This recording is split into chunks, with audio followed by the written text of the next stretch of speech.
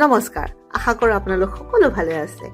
এইটো পিছে ঈদৰ সময়ৰ ভিডিঅ'। মই আপোনালোকক আগবঢ়াওঁতে অকণমান দেৰি হৈ গ'ল। মোৰ লগৰ এগৰাকী আছিলে, তাই পিছে আফগানিস্তানৰ পৰা হয় আৰু আমাক ঈদ খাব মাতিছিলে। ঈদৰ যা যোগাৰ বৰ সুন্দৰ হৈছিলে, সেয়ে ভাবিলোঁ অকণমান আপোনালোকৰ লগত যা যোগাৰখিনি শ্বেয়াৰ কৰোঁ। ৰাইজ, মই কিন্তু চাহ খাই বিৰাট ভাল পাওঁ, সেই গতিকে মোৰ বান্ধৱীয়ে মোৰ কাৰণে 2 প্ৰকাৰৰ চাহ বনাইছিলে। 1 প্ৰকাৰৰ চাহ আছিলে আমাৰ গ্ৰীণ টি টাইপৰ আৰু আন প্ৰকাৰ বনাইছিলে গাখীৰ চাহ। কিন্তু আমি যেনেকৈ গাখীৰ চাহত চেনি মিক্স কৰি খাওঁ, আফগানিস্তানৰ লোকসকলে বোলে চেনিৰ সলনি নিমখ মিক্স কৰি খায়। যি কি নহওক, নিমখ মিক্স কৰা চাহকাপ খাই পিছে বেয়া নালাগিলে।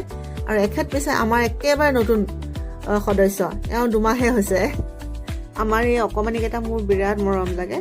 আৰু আমি ঈদৰ এই ভিডিঅ'টো বনোৱা আন এটা কাৰণ এইটোৱে, ল'ৰা ছোৱালীয়ে ডাঙৰ হ'লে গম পাব আমি ঈদ, পূজা, বিহুনো কেনেকৈ চেলিব্ৰেট কৰোঁ।